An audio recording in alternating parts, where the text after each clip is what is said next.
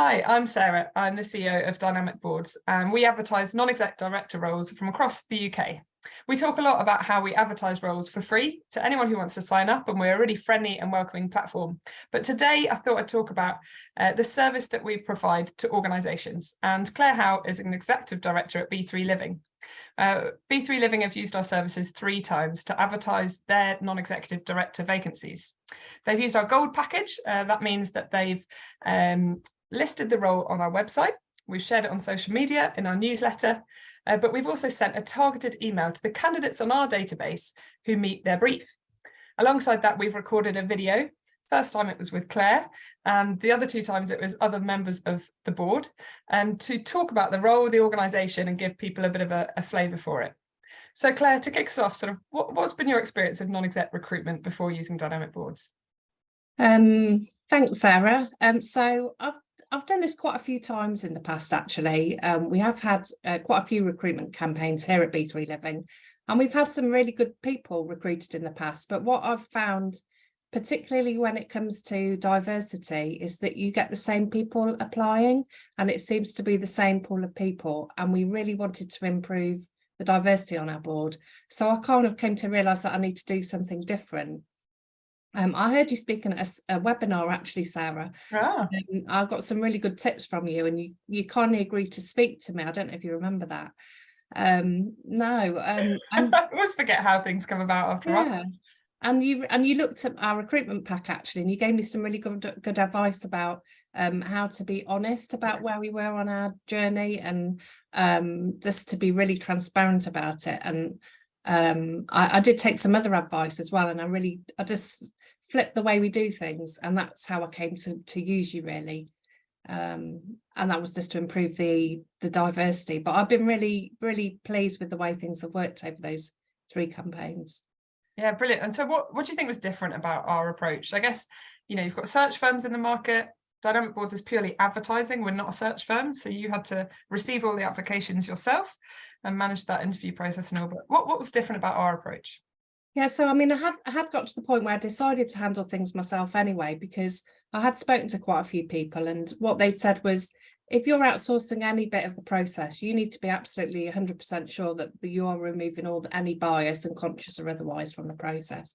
So I'd kind of decided that I wanted to be approachable, and I wanted people to be able to speak to me directly. So I was going to do that anyway. I did speak to some search firms, and some of them, they didn't want to share with me the full list of candidates, which I found a bit odd, just because it's important for me to see everybody, I think, and not just who they thought would fit. The other thing that I really liked about Dynamic Boards, which I was quite surprised at with other companies, actually, is that they have vetting processes. So where candidates come through, you have to pass a few hurdles before you even get access to the role and the vacancy, and to be able to apply. And I really like that Dynamic Boards was open to everybody. And the thing that I really realised is that in order to bring new people into the sector, we need to be open to taking on people without experience, taking on their first board role. And Dynamic Boards seem to be actively championing that, actually, which I think I came to realise how important that is, actually.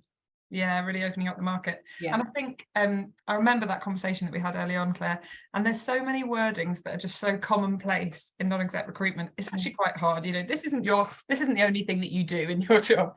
You're executive director of lots of different areas of the business. You don't sit there thinking about non-exec adverts all day. So actually, I think one of the helpful things for us to do is to say, look, there's some wording here that we've seen by analysing over 3,000 adverts might put people off. Yeah. And one of them is saying you need board experience, because actually, I know some of the people that have ended up on your board, and some of them have board experience in other ways. So they haven't been a non-exec before, but they have actually been an exec director before, for example. Yeah. Or they might have had, a role in a charity board or something different like that. So that's one of the things. The other thing is things like saying senior leadership experience, because it means different things to different people. It can put people off. So actually it's really helpful, and we're really up for doing it. Just having a look through the wording and seeing, there's a couple of tweaks here that you can make that would really open up the doors, hopefully. Yeah, I think that did make a real difference, actually. But also, I think being able to speak to people directly, I did receive quite a few calls, which I really enjoyed, actually. But they did challenged me on the diversity thing, and being able to have that conversation and try and reassure people that we were genuine, which seems amazing that you have to do that, doesn't it? But that's the world we live in. I think that really helped, actually. I will say we did use a search agency. We actually did find one to work alongside Dynamic Boards, and that dovetailed really well. So just a kind of discreet behind the scenes search. And in each two of the occasions that we worked with you, we actually got a candidate, one through you and one through the search consultant. So there are some out there that do work well with you as well, I think. Yeah, and we're really happy to do that. We're really happy to work alongside search. And we know there's lots of great search firms out there who have good approaches, and you know, some of them are fantastic at doing some of that initial vetting and interviewing. But I really like what you did, Claire. I remember you saying at the time, particularly that first campaign we did together, that you ended up speaking to, how many people was it? It's like 18 people or something. Yeah, something like that, actually. And you were just really disciplined about keeping the conversations quite short. I think it's really important to remember that it's a two-way thing. Being a board member is such a responsible role, isn't it? And candidates need to do their due diligence. And actually, if you can take the time to have a conversation with somebody and reassure them about, you know, stability, financial security, culture, things like that, then you might actually encourage somebody to apply you might not have done. So I can't see why more people wouldn't do it, to be honest. Yeah. I really enjoyed, actually, I did take the time to give feedback to people who didn't get shortlisted. And there were some really great candidates who didn't, but actually you can see if they just had tailored things in a slightly different way or sold themselves in a different way.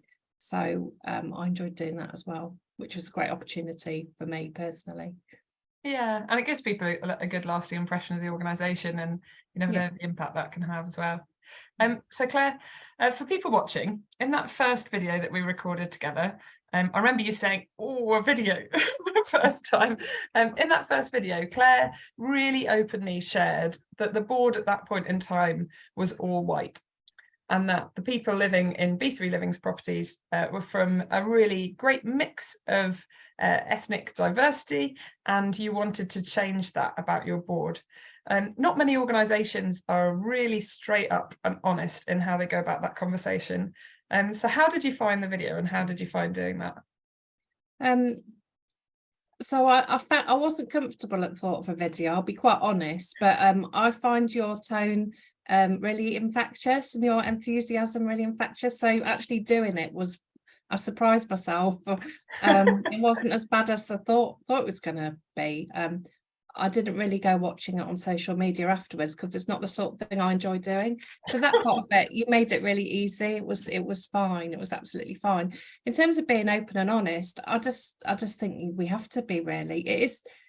We have to be transparent about where we are. If we try and fudge it and pretend things are, that we have equality at the moment, then things aren't going to change. But, you know, as a result of that campaign, 71% of the candidates came from ethnically diverse backgrounds, which I think is phenomenal.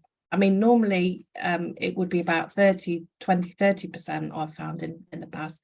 So something clearly worked. Yeah. So I was delighted.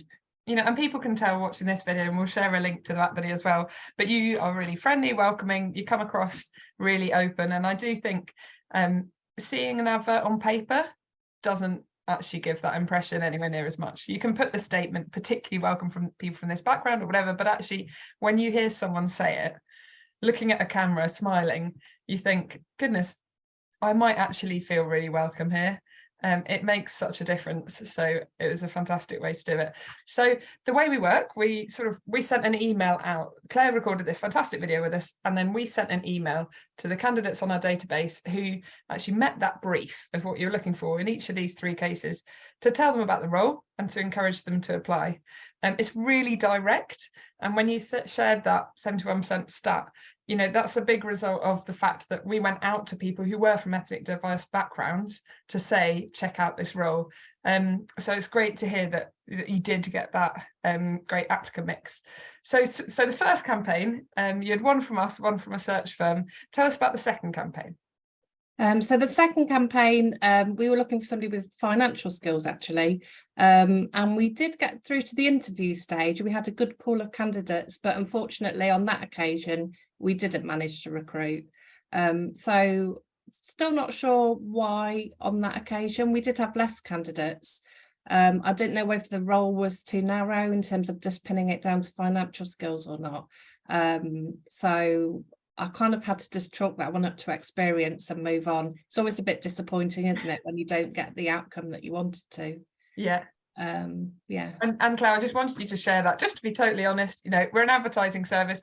We put the word out there. We've got lots of people from a finance background. It doesn't always work perfectly.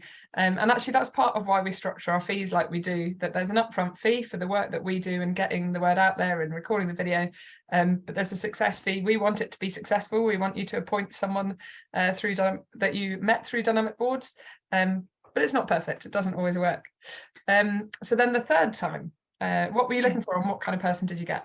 Yeah, so for the third time, we went out again for financial skills, and we also advertised for anybody really with any sort of background. So we said we were really open to skills and experience because we've got a fair bit of turnover coming on our boards coming up in the next couple of years. So we know there's a few skill sets going to be leaving. And I think that helped encourage people to apply. So we had, the finance candidates and those from a real wide range of backgrounds, actually.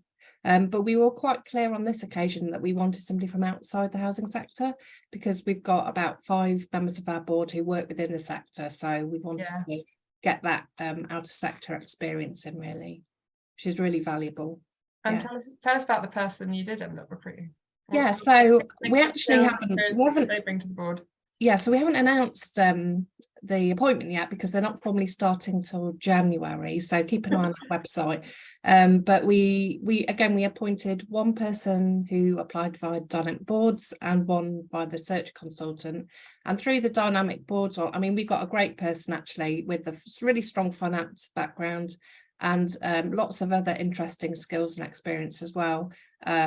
And he observed a board meeting in December actually, and I can already tell he's going to be a great fit. But this skill set is just what we were looking for, so we're really pleased with that. That's brilliant, thank you, Claire. It is exciting to hear back and hear. I remember you chatting to me about him, and just hear like when you're excited about someone joining. That's a fantastic feeling to have as someone joins the board, and to really feel like they're a person who's going to up the energy as well around the boardroom. That's awesome. And so Claire, I guess any final takeaways for anyone sort of thinking about using Dynamic Boards for the first time? I would just say give them a go, to be honest. What have you got to lose? I don't think the costs are prohibitive. It is an affordable solution compared especially to some of the other options that are out there.